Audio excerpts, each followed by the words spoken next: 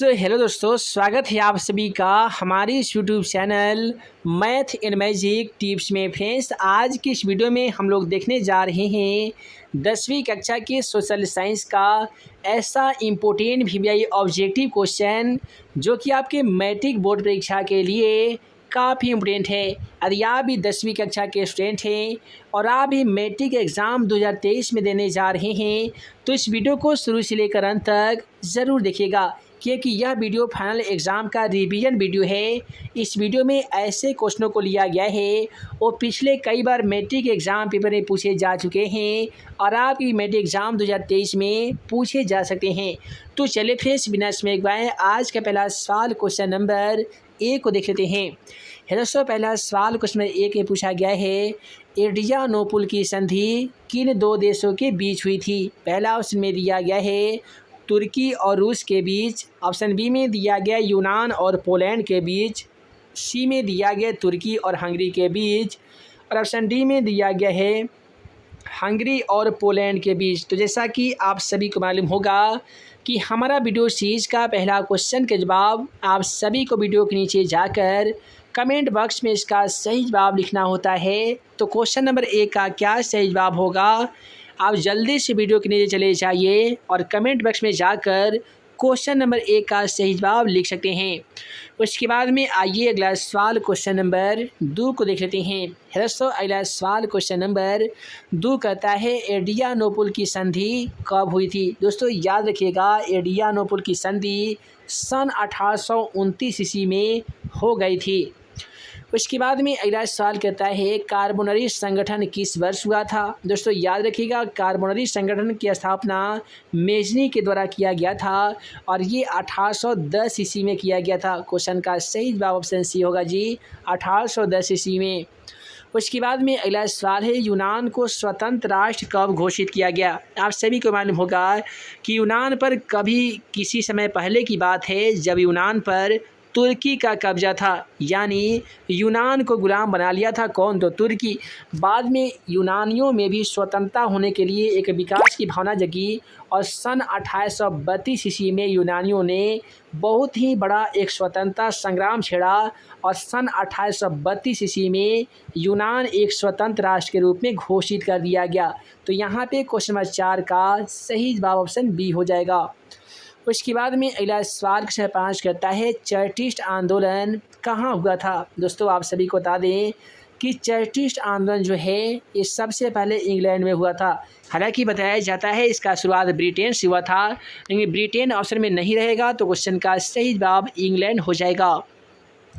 अगला सवाल देखिए, फ्रैंकफर्ट की संधि कब हुई थी? दोस्तों याद रखिएगा, फ्रैंकफर्ट राष्ट्रवादी के नामक एक संगठन की जो स्थापना है ना, सन 1870 ईस्वी में हुआ था। इसी सवाल को एग्जाम पे में पूछा जाता है कि जर्मन राष्ट्रवादी फ्रैंकफर्ट की संधि कब हुई थी? तो वैसे स्थिति में भी क्वेश्चन का सही जवाब 1870 हो जाएगा। लेकिन पूछा जाएगा कि इटली का एकीकरण कब हो गया था? तो याद रखिएगा, सन 1871 ईस्वी में इटली का एकीकरण हो गया था। उसके बाद में अगला सवाल क्वेश्चन 8 में पूछता है कि रक्त एवं लौह नीति का अवलंबन किसने किया था? दोस्तों याद रखिएगा, रक्त एवं लौह नीति का अवलंबन बिस्मार्क के द्वारा किया गया था। उसके बाद में कहता है, जालवेरिन कैसी संस्था थी? जालवेरिन एक प्रकार की व्यापारियों की संस्था थी। जितने भी व्यापारियों का जो दल बना होता था उसे ही जालवेरिन कहा जाता था। अतः हम कह सकते हैं जालवेरिन एक व्यापारियों की संस्था थी। उसके बाद में कहता है कि जर्मन राइन राज्य का निर्माण किसने किया था? दोस्तों आप सभी को बता दें कि जर्मन राइन राज्य का निर्माण नेपोलियन बोनापार्ट के द्वारा किया गया था। तो क्वेश्चन का सही जवाब ऑप्शन बी हो जाएगा। उसके बाद में चलिए कुछ अगला चैप्टर से भी हम लोग क्वेश्चन को देख लेते हैं। अगला चैप्टर जो इतिहास का दूसरा चैप्टर है, समाजवाद एवं साम्यवाद, उसका पहला क्वेश्चन इंपॉर्टेंट है कि रूस में कृषक दास प्रथा का अंत कब हो गया था? देखिए, रूस में कृषक दास प्रथा का अंत सन 1861 ईस्वी में हो गया था।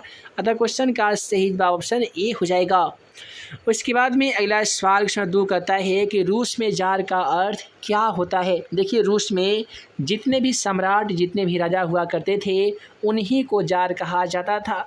अतः हम इन्हीं आधार पे कह सकते हैं कि रूस में जार का क्या अर्थ होता था, तो रूस का सम्राट होता था। क्वेश्चन का सही जवाब ऑप्शन डी होगा, रूस का सम्राट। उसके बाद में अगला सवाल क्वेश्चन 3 कहता है कि कार्ल मार्क्स का जन्म कहाँ हुआ था। दोस्तों आप सभी को बता दें कि कार्ल मार्क्स का जन्म सन 1818 ईस्वी में जर्मनी प्रांत के मेघुआ नामक शहर में हुआ था। तो जर्मनी यहाँ पे ऑप्शन बी में दिख रहा है, अतः क्वेश्चन का सही जवाब ऑप्शन बी होगा, जर्मनी में। उसके बाद में कहता है साम्यवादी शासन का पहला प्रयोग कहाँ किया गया था। देखिए साम्यवादी शासन का पहला इस्तेमाल रूस में किया गया था। क्वेश्चन का सही जवाब ऑप्शन ए होगा जी, रूस।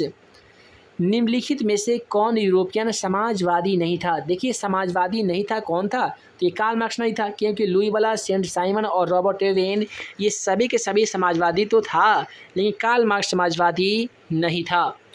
अगला सवाल कहता है कि वार एंड पीस किसकी रचना है। मैट्रिक एग्जाम पेपर में ये सवाल बहुत ही ज़्यादा बार पूछा जा चुका है, याद रखिएगा। वार एंड पीस जिसका हिंदी अर्थ होता है युद्ध और शांति, यह लियो टॉल्स्टॉय की रचना है।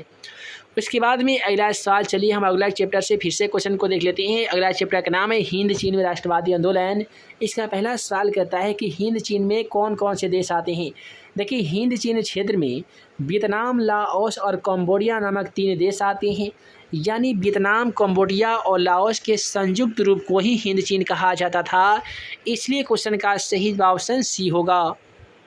उसके बाद में अगला सवाल क्वेश्चन 2 कहता है अंकोर वाट का मंदिर कहाँ स्थित है। दोस्तों आप सभी को बता दें कि अंकोर वाट का मंदिर एक ऐसा मंदिर है जो विश्व की सबसे बड़ी हिंदू मंदिर कहलाती है, जहाँ पे विष्णु भगवान की काफ़ी श्रद्धालुओं के द्वारा पूजा अर्चना की जाती है।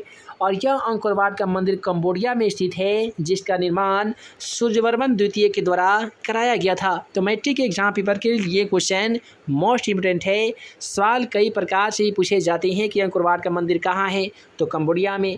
विश्व की सबसे बड़ी हिंदू मंदिर का क्या नाम है, तो अंकोर वाट का मंदिर कहाँ है, तो कंबोडिया में। अंकोर वाट में किस देवी की पूजा की जाती है या किस देवता की पूजा की जाती है, तो विष्णु भगवान हो जाएगा। और अंकोर वाट में मंदिर का निर्माण किसने करवाया था, तो सूर्यवर्मन द्वितीय हो जाएगा। अगला सवाल कहता है हिंद चीन पहुंचने वाले प्रथम व्यापारी कौन थे। आप सभी को बता दें कि अमेरिका का खोज 1492 ईस्वी में जो खोज किया था उसका नाम था औद्योगिक कोलंबस, यह भी पुर्तगाली था। भारत का खोज 1498 में वास्को डी गामा के द्वारा किया गया था, ये भी पुर्तगाली था। यानी हिंद चीन क्षेत्र में आने वाले प्रथम यूरोपियन कौन था, तो पुर्तगाली था। क्वेश्चन का सही जवाब ऑप्शन सी हो जाएगा।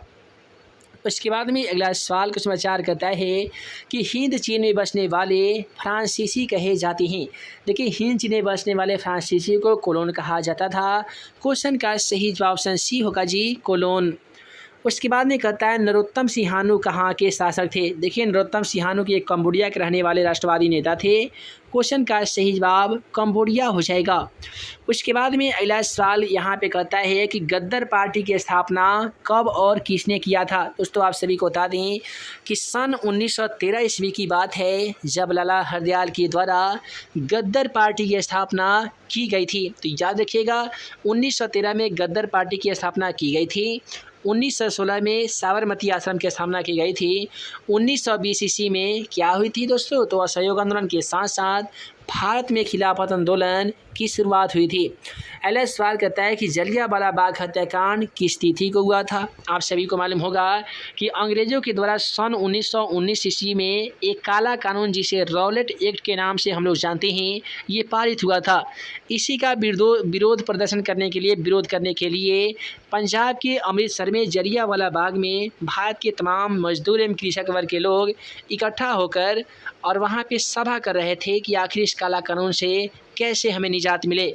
इसी का विरोध करने के लिए जनरल डायर के द्वारा चारों तरफ से गोलियों की बारिश कर दी गई, जिसमें हजारों मजदूर मारे गए थे और कई हजार मजदूर घायल हुए थे। यह घटना 13 अप्रैल 1919 ईस्वी को हुआ था। इसलिए क्वेश्चन का सही जवाब ऑप्शन ए होगा। उसके बाद में अगला सवाल क्वेश्चन 4 में पूछा गया है कि असहयोग आंदोलन का प्रस्ताव कांग्रेस के किस वार्षिक अधिवेशन में पारित हुआ था। दोस्तों याद रखिएगा, असहयोग आंदोलन महात्मा गांधी के नेतृत्व में सन 1922 ईस्वी तक चलाया गया था और इसका जो प्रस्ताव है कांग्रेस के द्वारा सन 1920 ईस्वी में कोलकाता अधिवेशन में पारित हुआ था। क्वेश्चन का सही जवाब ऑप्शन ए हो जाएगा। तो ये दोस्तों वीडियो लंबी ना हो, जिस कारण मैं इस वीडियो को यहीं पे एंड करता हूँ।